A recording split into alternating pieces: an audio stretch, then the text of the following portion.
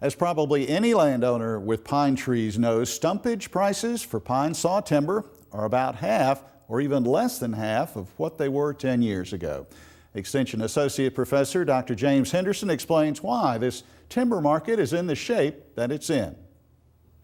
Dr. Henderson, the slowdown in new home construction is a prime reason we have low pine saw timber prices. Exactly. Mississippi timber markets are highly dependent upon residential construction.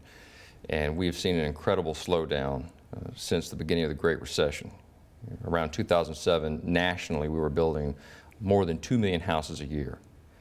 Within a span of about a year, that dropped to 500,000 units. 500 to 600,000 units for about a 3-year period.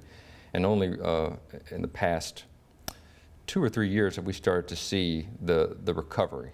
Now we're back up to just above 1 million starts annually, and permits, which is a leading indicator of housing starts, issuance of permits are now this past month at an annual rate of about 1.28 million.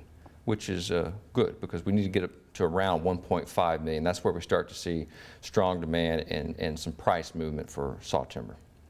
All right, at the same time, on the other end, on the supply end, we continue to do a great job in Mississippi of growing trees, so that's not helping in one way. Right, price is influenced by two issues, demand and supply.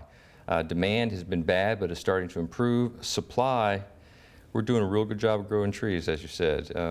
One indicator of volume is the recent MIFI re-inventory for Southwest and Southeast Mississippi that was completed in 2012 and 2013.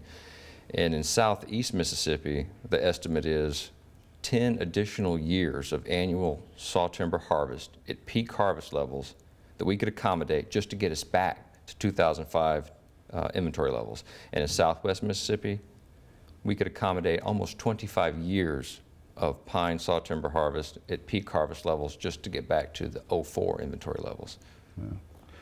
All right, the last question for about 30 seconds here. The mountain pine beetle out west, that situation, an epidemic, could actually work in the favor of Mississippi and the rest of this region, right? Right. It's been likened to spotted owl and what that did for southern timber markets. Yeah, but this is a more slow-moving event. But what's going on out west is mountain pine beetle is going to eliminate the standing inventory by about 1/3 over the next 10 years. So that's going to increase delivered wood costs for mills operating out west.